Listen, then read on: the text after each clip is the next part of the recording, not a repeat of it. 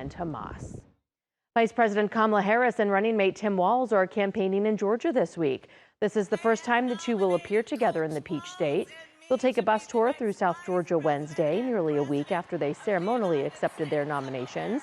Georgia Congresswoman Lucy McBath says the tour is about showing empathy for communities.